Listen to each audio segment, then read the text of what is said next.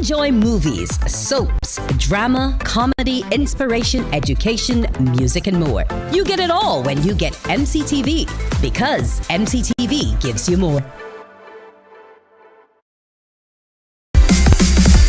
While you go about your business, we go about our business, and that is gathering the news. Stay up to date at CBC News Barbados on Facebook, Instagram, and Twitter. Get news update on radio throughout the day. And join us for the CBC News Night at 7 every night. CBC News team is on the job and bringing you the news. Because you love English Premier League, MCTV has got it back. Now you can watch all the games of the English Premier League plus UEFA and NFL on MCTV. Current customers can upgrade to Max Pack Extra at just $23. Call MCTV today at 228-6288 to upgrade or come in and sign up for our new service. Football fans, let MCTV get you back in the game.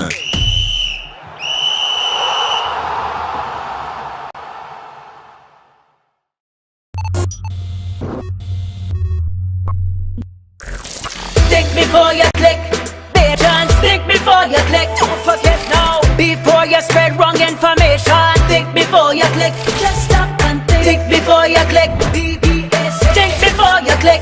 If you can't confirm the source of the information, think before you click. When friends send news to your phone, check the source or leave it alone. Cause people creating fake news to deceive you and confuse. Alright yo, accident broadcast on WhatsApp. Check yourself, don't forward that. Have respect for the victim's family. You would not share family like that. Think before you click. Agents, think before you click. Don't forget now. Before you spread wrong information, think before you click.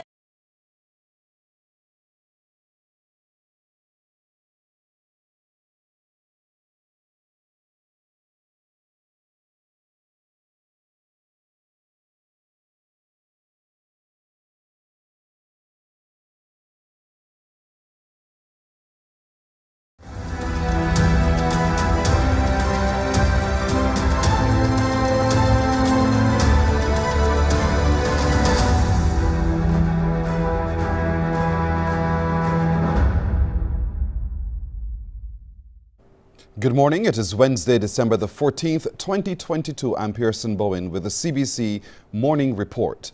A cybersecurity specialist says Barbados and the region have been the target for hackers in the last 3 years. The Christmas season also tends to be a popular period for the attacks. David Gittins, a cybersecurity consultant, told CBC News that according to a survey done by the Organization of American States, Barbados is far from where it should be.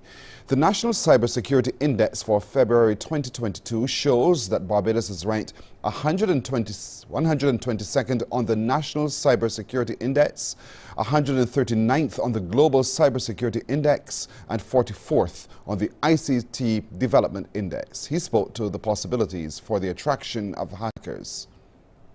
Over the past 3 years, there have been so many attacks against Caribbean nations, Barbados included. But a lot of the attacks are never actually reported. I mean, there's no legal requirement in many cases to report the attacks. But because of the circles that I operate in, and because of the research that I do and different things that I monitor, I realized that over the last few years, things have been very, very bad for Barbados and other Caribbean countries. So many people do business with us, so many people come here as tourists. I mean, Barbados is a very welcoming and very pleasant place. So Barbados is a good way to get on to other people. Gittins explained that while money is a large factor in hacking attacks, control is also a major feature, or using the breached entity's system to get involved in geopolitical conflict without being traced.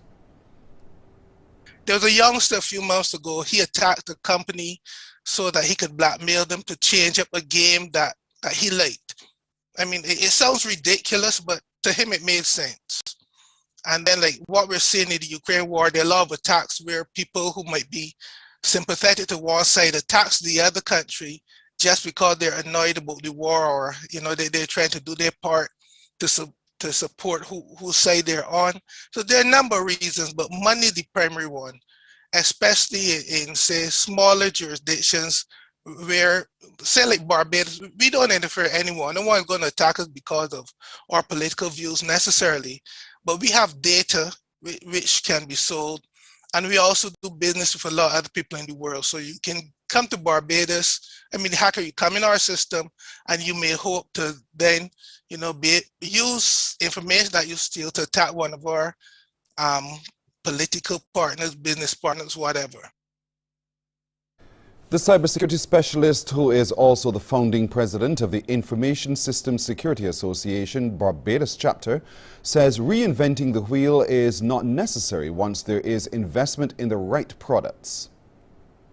Countries have been doing cyber defense for a lot of time. We only need to use established best practices like having a computer incident response team, security operating centers. It's very easy to know what to do in terms of defense. It's just the willingness to put the procedures in place and to get the necessary staff and give them the necessary tools. Defense is not that hard. As long as you decide, I'm going to spend the money, I'm going to hire and train the people, we can do defense. And another area which is needed to ensure protection against cyber attacks is for large private sector organizations and government to train dedicated personnel to respond to cyber attacks. They should first of all have a cybersecurity department. They should have cybersecurity specialists. What happens often is you just say, oh, they're the IT guy, you're in charge of security. But he doesn't necessarily have the skills to do it or the training. And besides, he's busy with ordinary IT things, keeping printers and systems up, installing stuff for people. So it's really unfair. Ideally, a large organization should have a cybersecurity department with specialists. And within those specialists, you have people who actually analyze threats that might become at you, and then people who can actually respond to threats, what you call incident responders. That is how an organization should do it. Coming up on the CBC Morning Report, scientists make a potentially world-changing breakthrough towards clean energy, and the EU countries pledge over $1 billion towards Ukraine.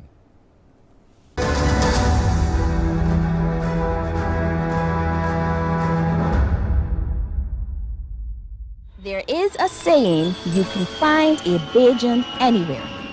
Are you a Bajan living abroad? Or do you know of one who has migrated to another country? Well, we at Mornin Barbados would love to have you or them on our Bajan Afar segment. Share your amazing stories, experiences, and how you have adapted to a new culture. Send us an email to morninbarbados@cbc.bb. And together we will travel the world.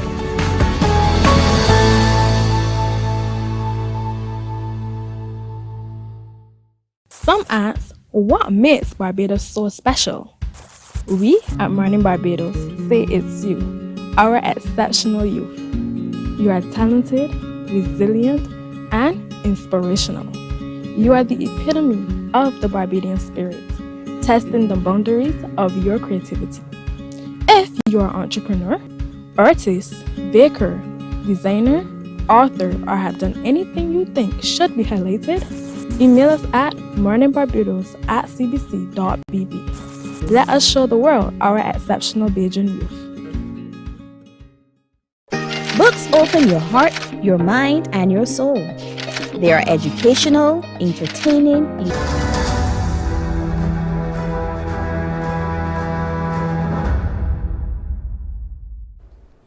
The United States has announced that scientists have made a breakthrough in fusion energy in what officials called a milestone that has the potential to one day become a boundless source of clean energy.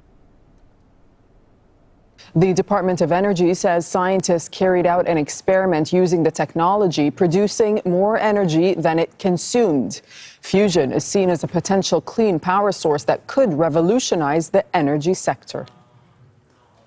Last week, at the Lawrence Livermore National Laboratory in California, scientists at the National Ignition Facility achieved fusion ignition. And that is creating more energy from fusion reactions than the energy used to start the process. It's the first time it has ever been done in a laboratory. anywhere in the world. Simply put, this is one of the most impressive scientific feats of the 21st century. So advocates say that if the technology is perfected, then it could provide limitless clean energy. Colin Baker explains how it works. Nuclear fusion is joining atoms together at high speeds. It's what happens in the sun, and it releases huge amounts of energy. Scientists have wanted to replicate that process since the dawn of the nuclear age. Unlike fission power, fusion does not dump dangerous radioactive material into the environment, and it doesn't produce carbon emissions. It does need extreme conditions, very hot, very pressurized, and it's difficult to sustain. However, it cannot cause a chain reaction. If the process fails, it simply shuts down. As well as the US, France, China, and the UK, all have invested billions of dollars into this research, but they're still decades away from delivering a system that works. Many experiments use a machine called a tokamak, which looks like a donut and uses powerful magnets to contain the reaction. Another uses a modified cannon to smash two targets together. In California, scientists have fired a powerful laser the size of a building at a ball of hydrogen isotopes smaller than a pea. The pea implodes, fusing to make new elements, and the force that was holding them together is released as energy. That can be captured and converted to electricity. We've been hearing announcements about fusion for years, but this time, scientists say they have generated more energy than they used in the process, which could be good news for the planet. France hosted an international conference on Tuesday designed to raise material and money to repair Ukraine's damaged infrastructure, as well as underline Paris's ongoing support for Kyiv's fight against Russia. Ukraine's First Lady, Olena Zelenska, was on a mission to Paris to shore up support. She and Prime Minister Denis Shmyhal were Kyiv's top emissaries at this solidarity conference. 70 countries and institutions gathered in the French capital to ensure Ukraine has what it needs to survive the winter. Right now, the urgency is to support the Ukrainian people's capacity to resist. To allow Ukraine to go through this long winter, we wanted to organize together this conference called Standing with Ukrainian People, and we wanted the results to be very concrete. Russia's missile and drone attacks on energy facilities have damaged every thermal power plant in Ukraine. Millions of people have just a handful of hours of electricity each day. Fixing this is a priority. Support with power supplies could cost around 800 million euros. It's a lot, but the price is significantly less than the cost of the blackout for us in Ukraine. In total, more than $1 billion in aid was pledged. 400 million for energy, the rest for water, food, health and transport. Ukrainians are understandably proud of the way they've defended themselves against Russia's invasion, but they know that without help from friends and allies, their position would be much, much weaker. External assistance is one of the main contingencies of this war. It's a lifeline for the Ukrainians, and they know they have to keep it flowing. For example.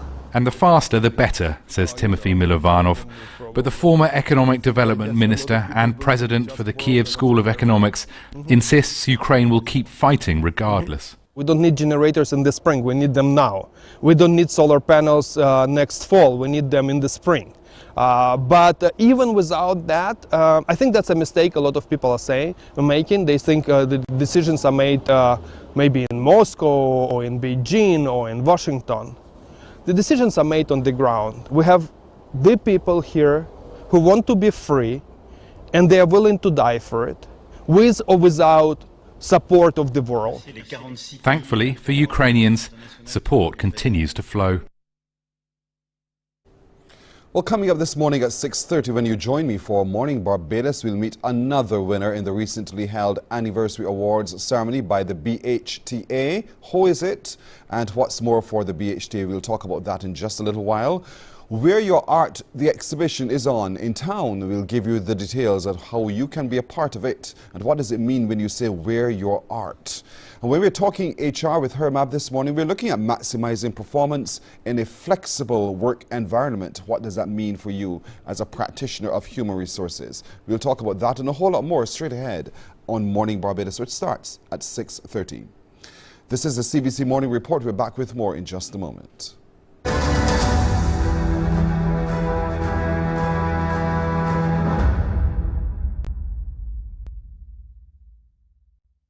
Enjoy movies, soaps, drama, comedy, inspiration, education, music and more. You get it all when you get MCTV, because MCTV gives you more.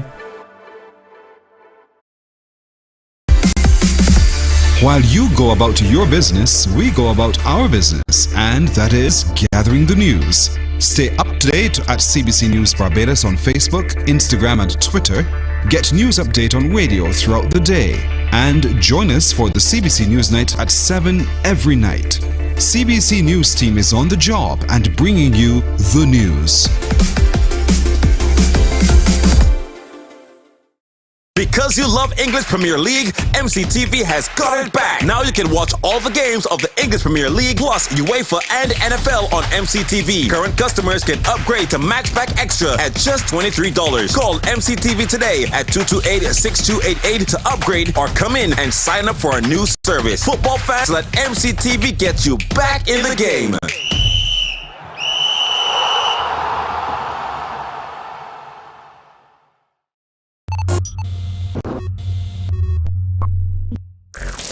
Think before you click, Pigeons, think before you click. Don't forget now, before you spread wrong information. Think before you click, just stop and think. Think before you click, BBS. Think before you click. If you can't confirm the source of the information, think before you click.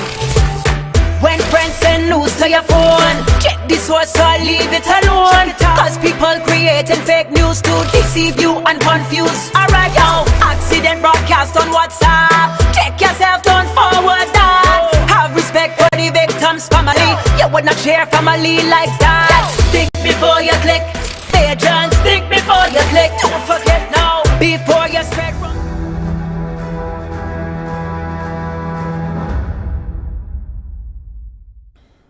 Prime Minister Mia Motley says Barbados plans to use some of the funds from a new arrangement with the International Monetary Fund to upgrade low-income houses and replace old water mains. The Prime Minister was in a discussion hosted by the IMF on the Resilience and Sustainability Trust.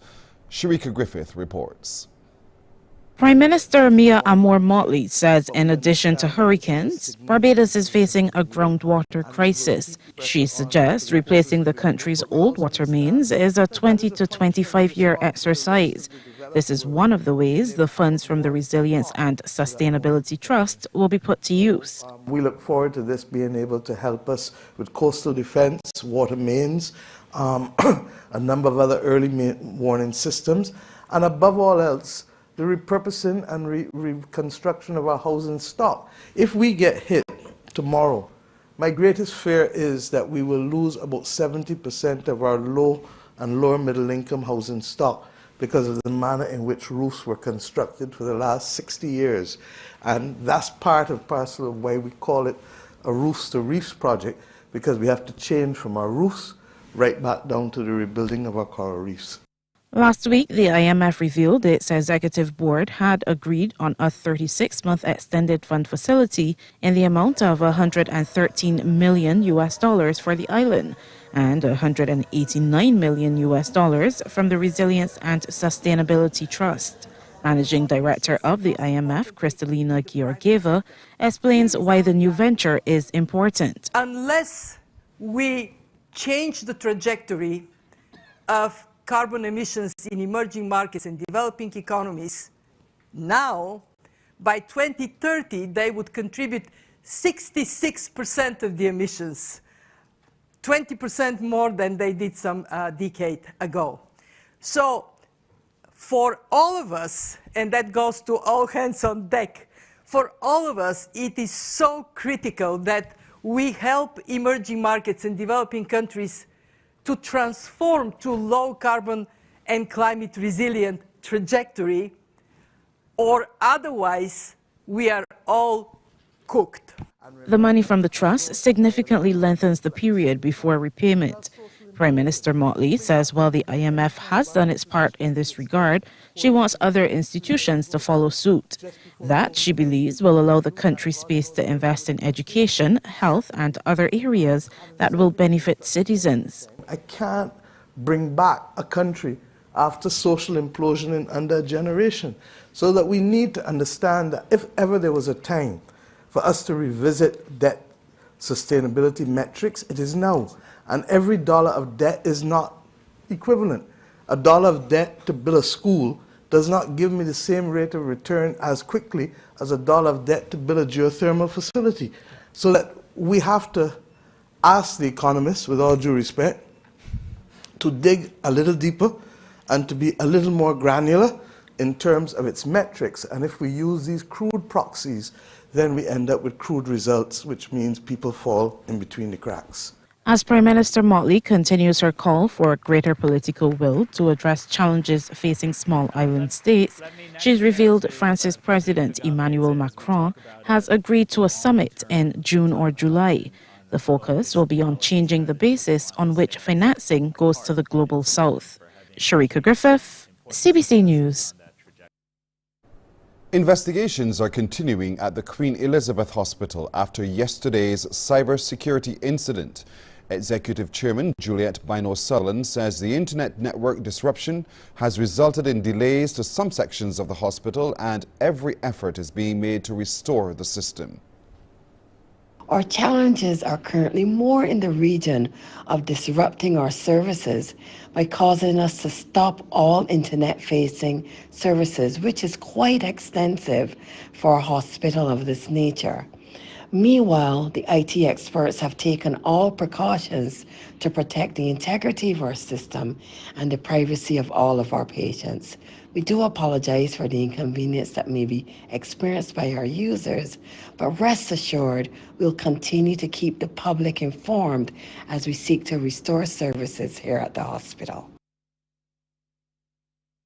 In Guyana, teams have been deployed to assess the damage caused by flooding in Region 7. Several communities have been impacted.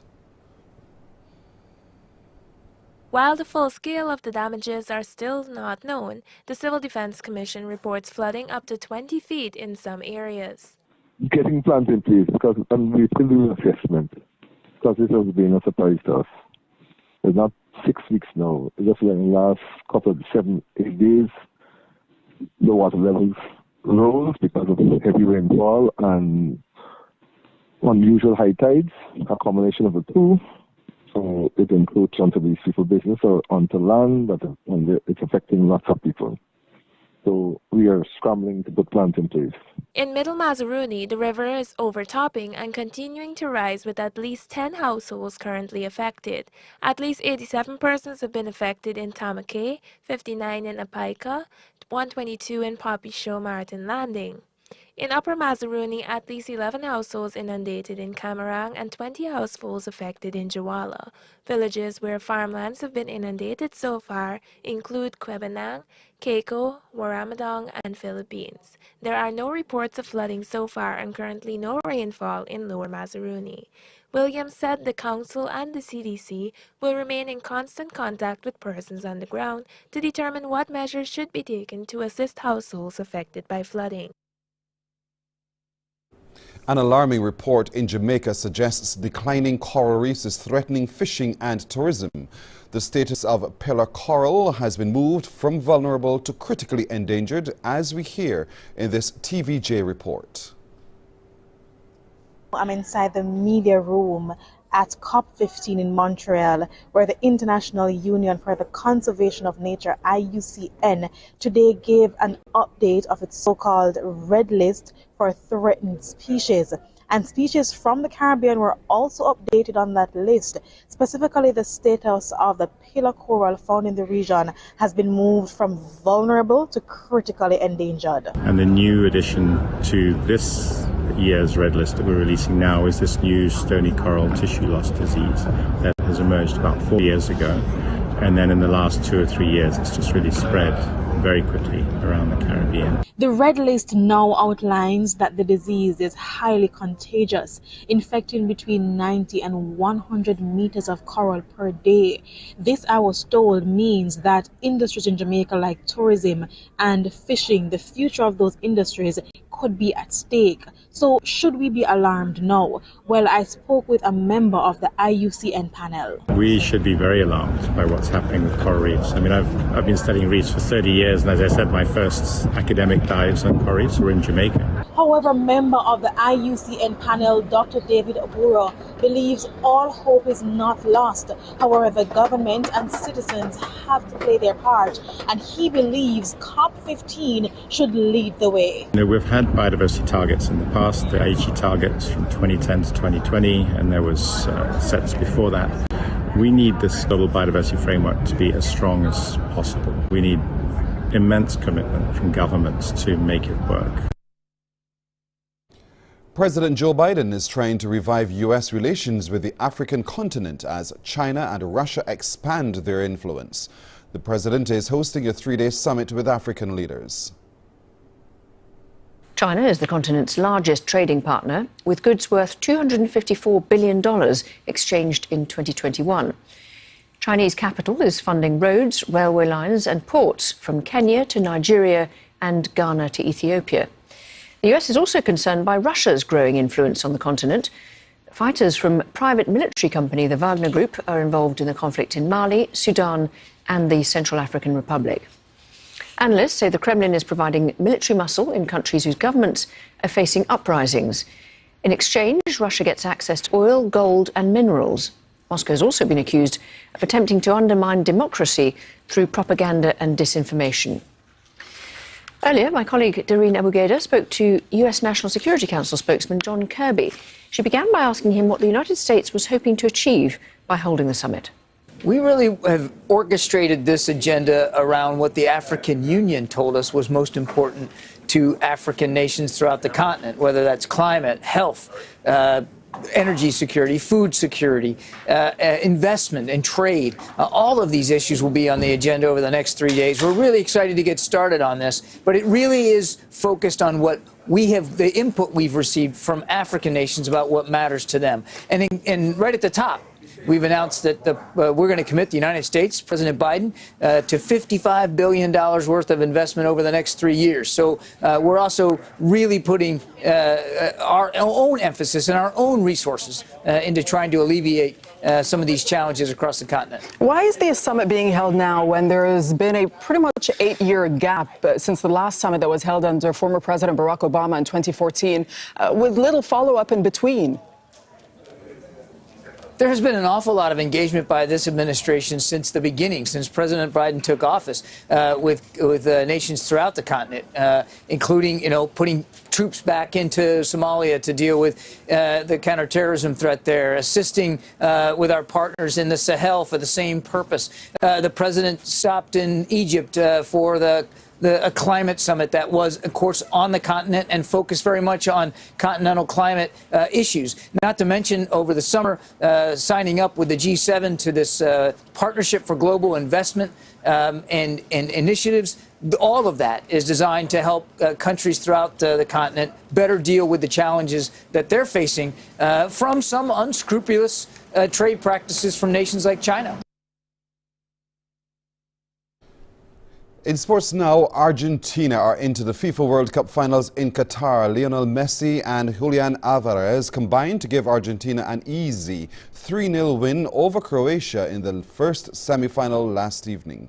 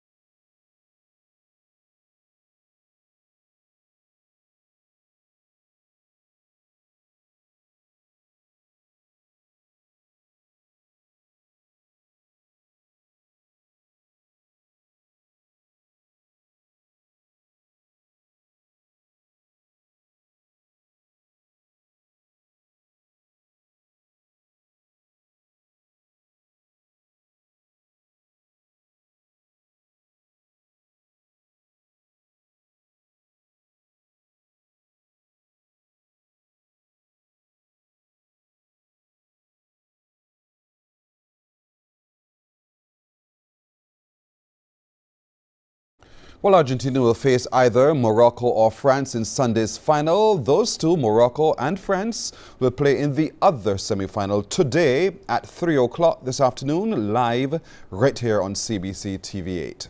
Let's take a look at forecast conditions now as recorded earlier at the Met Office of the Grant Lee Adams International Airport.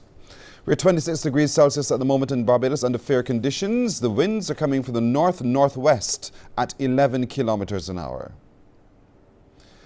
There is a low tide scheduled for 23 minutes to 2 this afternoon and another high tide for 27 minutes to 8 this evening. Seas today moderate and open water swells, northerly swells ranging from 2 to 2.5 meters. Small craft operators and sea bathers exercise caution, especially on western coasts. Barbados today mostly cloudy with breaks of sunshine with a few brief showers and periods of light rain. For tonight, cloudy with clear periods with a few brief light showers. Now we'll look at some forecast conditions for international cities. That's it for today's edition of the CBC Morning Report. I'm Pearson Bowen. Morning Barbados starts now. Wake up, wake up, wake up, wake up.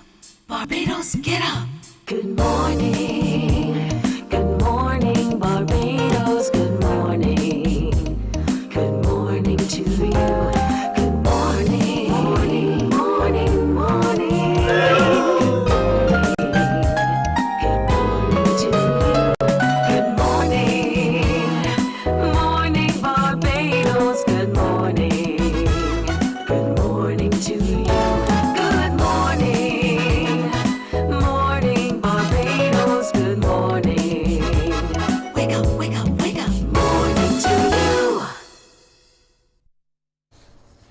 I join like the singer to say good morning to you everyone and welcome to today. It is Wednesday, December the 14th. December the 14th. That means there are just about 10 more shopping days to get it all done, folks.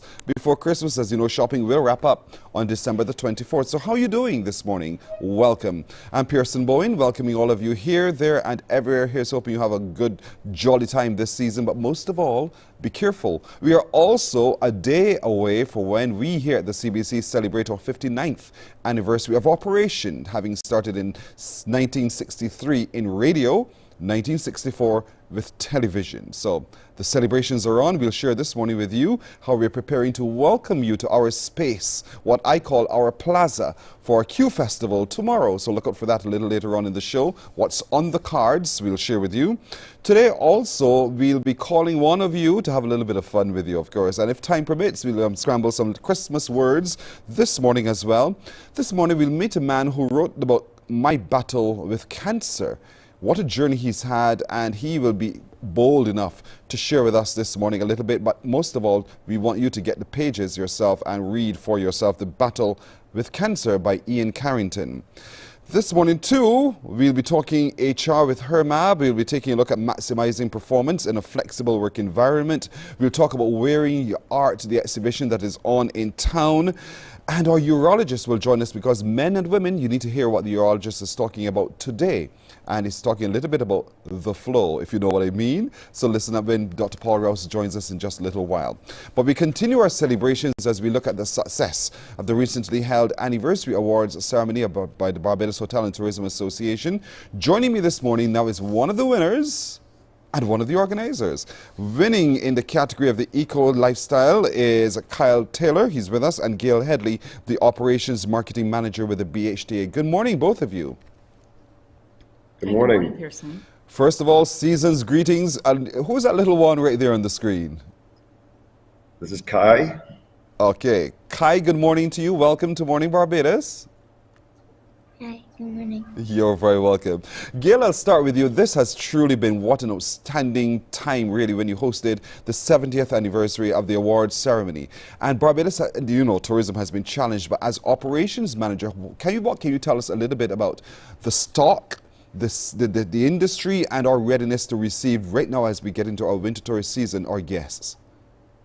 Sure. Good morning again, Pearson, and good morning, Barbados. And season's greetings to everyone. And also to CBC, congratulations. You'll be celebrating your 59th year. I just heard you. We have a few years to catch us yet at 70.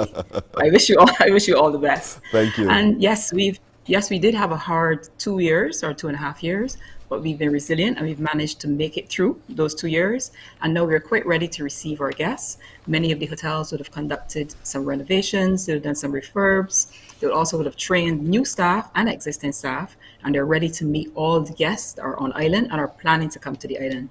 As we can see, it's a very difficult winter season too, in terms of the bad weather in up north. So we're hoping that winter encourages more persons to come to our island. So we're looking forward to welcoming the guests. We're also challenged by airlift because we're hearing now, especially in the UK, which is one of our major source markets, some of the disruptions that are going to be happening there. And I know that no doubt puts a little bit of concern in the minds of some of our hoteliers. That is correct, but the Barbados Tourism Marketing Inc., they have been negotiating and speaking with the airlines, and I know BHTA as well has accompanied the BTMI to various conferences, trade shows and meetings with the hope of meeting with the airlines to try to circumvent some of the issues that are being caused by that disruption in the air traffic. But we're still having quite a bit of airlines coming into Barbados, coming in out to the US and coming out to Canada, and we do have the air to sea traffic as well, so that will also supplement for some of the disruptions that are in the UK. I want to look at the diversity of the plants, the offerings that we offer, the accommodation we offer on the island. I know that you've been well placed for years now in that space to be able to speak handsomely on that. Let's talk about the range of accommodations that we do offer here in Barbados. Well, let me speak primarily about the BHTA and our range of accommodations. As I said, we are a membership-based organization, 70 years in existence. We started in 1952 just as the Barbados Hotel Association, but then in 1994, a decision was made to change the name of the association to reflect the growing and diverse membership base. And in terms of accommodation, we have the A-class, well, luxury first, I should say, which are the very high-end type of properties. We have A-class. We have the B-class properties, which Eco Lifestyle, Mr. Taylor's property, we won Hotel of the Year in that category. We also offer a variety of vacation rentals or villas, and those are very, very popular, especially coming out of COVID. And in addition to the accommodation, we also represent the direct tourism services, the restaurants, the attractions, transportation companies. We have supporting services, banks, insurance companies, retail shops, student membership, and sustaining membership. So we have a wide range. And obviously we cater to different types of niches of travelers. So we have the budget traveler, they can get the B-class properties. We have the high-end traveler who may be looking for A-class or the vacation rentals or the villas. So we do have that range. Barbados offers a very mixed accommodation product. There is something for everyone on the island, including sustainability as well. So let's talk a little bit about the categories of awards and why this gentleman who will be joining us in just a moment was recognized for what he's done at his business. Well, his property, Eco Lifestyle and Lodge, as I said, won 2 properties, B-class, Hotel of the Year B-class, and he also won the Environmental and Sustainability Award. And that's because his property demonstrated an excellence not only to service, but also to environmental practices in terms of saving the environment, water retention, a variety of different methods that he would have utilized in order to win those awards. And I'm sure he can speak much better to what he has done to qualify him to win those awards. Indeed. Kyle, good morning to you, and congratulations, Mr. Taylor, on being recognized, your business, being recognized for what you do. That had to have required a conscious decision to do what you do, to become far more economically sustainable. What was it that drove that decision? Well, first off, good morning and season greetings to everybody. And thanks to the BHTA for the awards, because without them, they've been extreme support in everything that we do. It wouldn't have happened. You know what? This guy right here, this is what makes us want to do more and do better, honestly. You know, we know what the future is going to hold. So unless we make changes, the fate is looking bleak. So, you know, it's not the easiest thing to do, but it certainly is the right thing to do. And yeah, we do a lot of things at the property that a lot of hotels in Barbados are doing. They just don't get recognized for it. And simple things.